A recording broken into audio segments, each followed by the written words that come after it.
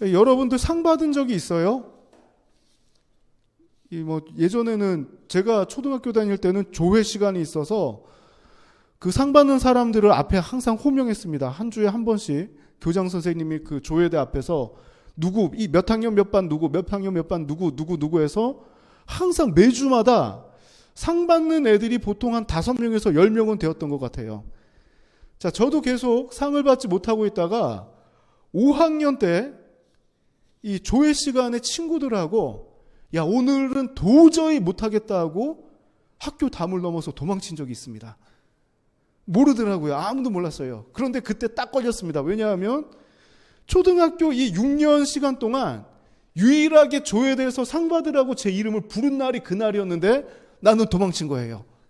우리 선생님도 놀라고 아이들도 놀라고 5학년 2반 김웅재 계속 부르는데 안 나옵니다. 제 가장 친한 친구가 난처해질까 봐 뛰어나갔어요. 제 대신. 저 대신 교장 선생님 앞에서 상 받고 악수하고 박수 받고 제 친구가 대신했습니다. 자, 그날 조회가 끝나고 모른 척하고 아이들이 우르르 들어갈 때 따라 들어갔는데 선생님이 부르더라고요.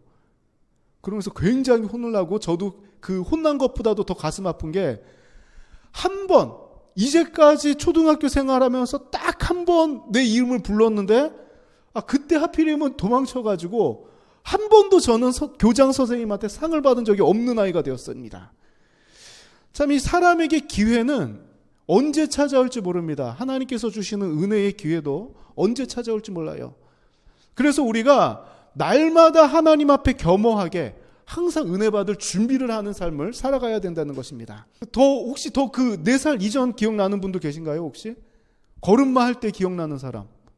아니면 젖을 뗄 때 그때 기억나는 사람 있어요? 저만 기억이 안 나는 게 아니라 다 안 나나 보네요. 그때 기억은. 이 자녀를 키운다는 거는 굉장히 힘든 일입니다. 그 강아지나 고양이 키우는 거랑은 비교도 안 돼요. 사람을 키운다는 게 강아지나 고양이 이렇게 애정을 쏟고 그렇게 막 그 자녀처럼 키우는 분들도 계시지만 솔직하게 냉정하게 말하면 자녀 키우는 것만큼 힘들지는 않습니다. 엄청나게 힘들어요. 아이가 젖을 뗄 때, 저는 기억이 없지만 우리 자녀가 젖을 뗄 때를 생각하면 그때만큼 힘든 적이 없었던 것 같습니다. 굉장히 힘들어요. 아이는 배고파서 이 젖을 먹고 싶은데 엄마도 주고 싶은데 그럴 수 없는 상황이에요. 아이나 부모나 너무나도 힘든 시간입니다. 배고파도 참을 수밖에 없어요. 이 양을 줄일 수밖에 없는 상황. 그러나 아이가 성장하기 위해서는 꼭 거쳐야만 되는 고통의 단계입니다. 이 젖을 뗄 때 서로가 너무나도 힘들어요. 자, 이 고통의 시간이 굉장히 깁니다. 생각보다 길어요. 한 번에 뗄 수 있는 게 아니라 조금씩 밀쳐내고 무슨 행동을 하고 이제는 떼야 되는데 하다 보면은 이 아이도 이겨내고 부모도 이겨내서 이 젖대는 시기를 거쳐내면 어떻게 됩니까? 이 아이는 더 다양한 음식을 먹고 더욱 많은 영양분을 흡수하게 되고 급성장을 하게 됩니다. 자, 우리의 삶에도 때로는 공급이 끊어지고 소망이 보이지 않는 힘든 시기가 찾아올 때가 있어요. 자, 이 시기를 젖을 떼는 아이와도 같이 믿음으로 잘 이겨내어서 이전보다도 더 튼튼하고 아름다운 모습으로 성장하는 우리들의 삶이 되기 원합니다. 공급이 끊어지고 내 마음대로 일이 이루어지지 않을 때 그때는 하나님께 더 깊숙이 하나님께 더욱 집중해야 됩니다. 그때 우리의 삶 가운데는 하나님께서 함께 하시기 때문에 이 상황도 하나님께서 허락하신 상황이고 이 상황을 믿음으로 이겨내면 반드시 하나님의 그 상급이 존재한다는 거예요. 힘든 시기를 세상적인 방법보다도 믿음으로 하나님께서 말씀하신 대로 이겨내는 우리 삼동교회가 되길 원합니다. 자, 이 기절은 성경에 굉장히 많이 반복되고 있는 그런 내용입니다. 특히 이 파란 글자는 하박국서 2장 4절을 인용한 부분이에요. 의인은 믿음으로 말미암아 산다는 것입니다. 자, 굉장히 중요한 사상이 들어있어요. 제가 자주 언급하는 사자성어인데 이신칭이라는 개념입니다. 이게 보통 그 신학적으로는 두 가지로 이야기를 해요. 이신칭이 믿음으로써 의롭다고 칭한다. 자, 이런 이신칭이 한자어로 얘기하거나 세 번째 글자를 바꿔서 이신득의라고도 표현을 해요. 믿음으로써 의를 획득한다, 얻는다는 뜻이에요. 자, 이 주님께서 우리를 구원하실 때는 그 기준은 뭐 잘생기고 못생기고도 아닙니다. 또 도덕적으로 선한가 악한가, 도덕이 기준이 되지 않아요. 그리고 이 사람이 많은 선행을 하였는가 악행을 하였는가가 아닙니다. 하나님께서 우리를 구원하시는 그 기준은 믿음이라는 거예요. 자, 이것을 가장 잘 나타내 준 사람이 누구냐면 십자가 상에 있던 그 옆에 있던 강도입니다. 마지막 죽을 때 당신의 나라가 임할 때 나를 기억하여 주시옵소서라는 고백 가운데 네가 오늘 나와 함께 낙원에 있으리라 주님께서는 분명히 약속하십니다. 이 강도의 삶을 보면 십자가에 달릴 정도라면 보통 죄가 아니에요. 한두 명 죽여서는 십자가에 달리지 않습니다. 습관적인 살인을 저지르거나 로마라는 그 체제가 흔들릴 만한 큰 내란 선동이라든지 엄청난 일을 했을 때 십자가에 매달리는 건데, 이 사람의 과거 행적은 기록되지 않았지만 십자가에 예수님과 함께 못 박힌 그 자리에 있었던 사람이라면 엄청난 죄인이라는 거예요.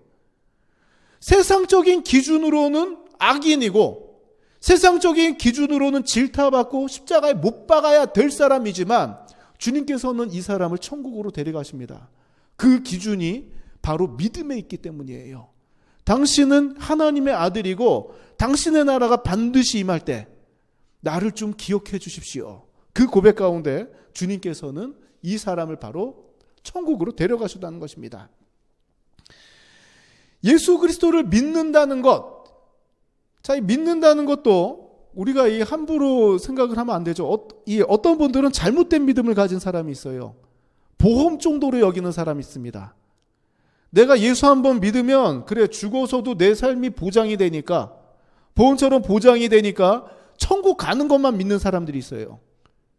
자, 이것은 진정한 믿음인가? 나는 천국 갑니다. 이게 성경에서 말하는 믿음인가? 자, 그거는 아니죠. 우리가 믿는다는 거는 단순히 내가 천국 가는 거를 믿는다는 게 아니라 예수님을 믿는다는 거예요.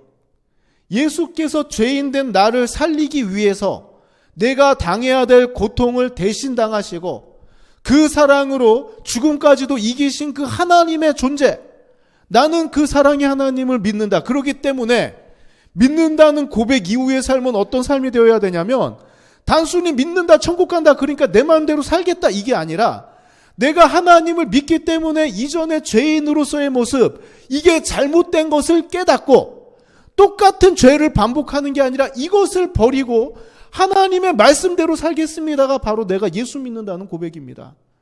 이런 사람들에게 따르는 것이 자연스럽게 선한 모습이 나타나요. 이게 기준이 아닌데 예수 믿는 순간 하나님의 말씀에 순종하다 보니까 내 삶이 자연스럽게 이웃에게 해를 가하는 게 아니라 이웃까지도 사랑하는 그 하나님의 성품을 닮아간다는 것입니다. 자, 이러한 의인은 돈이나 권력, 지식에 의존해서 사는 사람들이 아니에요. 이런 것들이 궁핍하고 어렵더라도 오직 믿음 붙들고 사는 사람들입니다. 하나님 한 분만 바라보고 사는 사람들. 때로는 나의 공급이 끊어진 것 같고 세상적으로 난처해지더라도 죽음까지도 이기신 하나님의 능력이 내 삶을 인도하신다는 믿음 가운데 철저하게 하나님 앞에 집중해서 이겨내는 사람들이 바로 이 히브리서 10장 38절에서 말하는 오직 의인은 믿음으로 말미암아 살아가는 사람들이라는 것입니다.